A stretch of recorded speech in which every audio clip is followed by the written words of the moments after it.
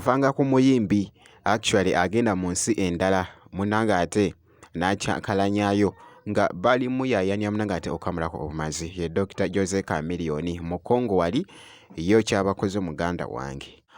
Byengenda okubeera nga nkulagakoko Pallaso abadde koko n'oluyimba lwabadde ali mu kumuumunyamuko ng'ali mu kubuuza abawagizi be muteebe munanga ate omuyimbi ani oyo munanga ate eyayimba oluyimba olwo. So ngenda kubeera nga mbikutuusaako mu katambi ka Pallaso kw'ossa ate Alien Skin kw'ossa ate ne mutabani we. Maaso awo kakasa nti olikinga video kw'ossa ate n'okusubscribinga kasita obeera nga tonnaba. Kakati nno yabadde ne show mu Congo era nga bwe yabadde ng'ali mu kuyitaayita munanga ate mu kitundu muganda wange kyabadde kikambwe nnyo mu katambi nga bw'ogezaako kalaba kabadde kafuuse munanga ate ettabbu.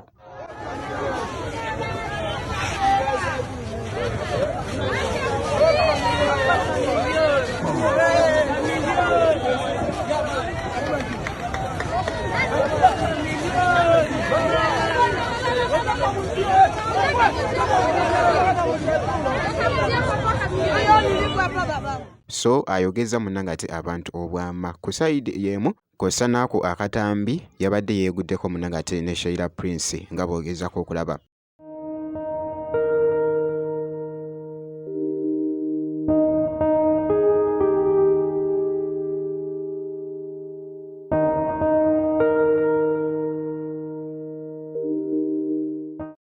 Naye nga ekigambo ekyabadde kiwandiikiddwako munanga ate ku katambi ako ndowooza munanga ate okirengera nti Dokita kyakoze munanga ate Congo kibadde kikambwe eside eyo. Ate nga nkongeddeyoko wali Pallaso abadde n'oluyimba lwabadde ayimba naye munnange nze binsusseeko simanyi ndowoozayo sooka owulirize munanga ate Pallaso byabadde agamba.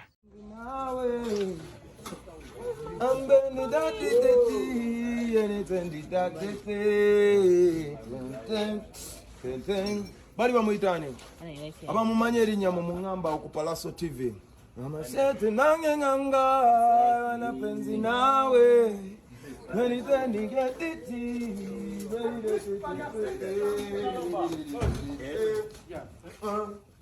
Stiru era abadde mu kifo kye era nga bw'ogezaako okulaba budde bwa kiro eside eyo ye Pallaso.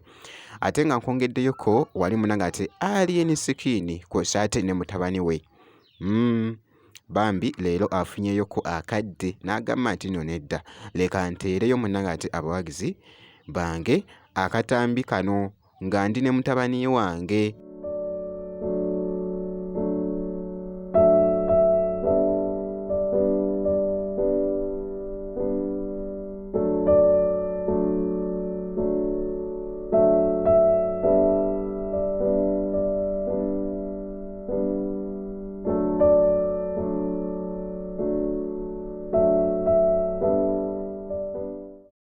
Omanyi abaana obwo obudde ate babwagala nnyo munanga ate eside eyo abakimanyi nti nno ndi ne daddy ate wali wona. So mu katambi ako kabadde kakutte akati ku mukutu ogwa TikTok.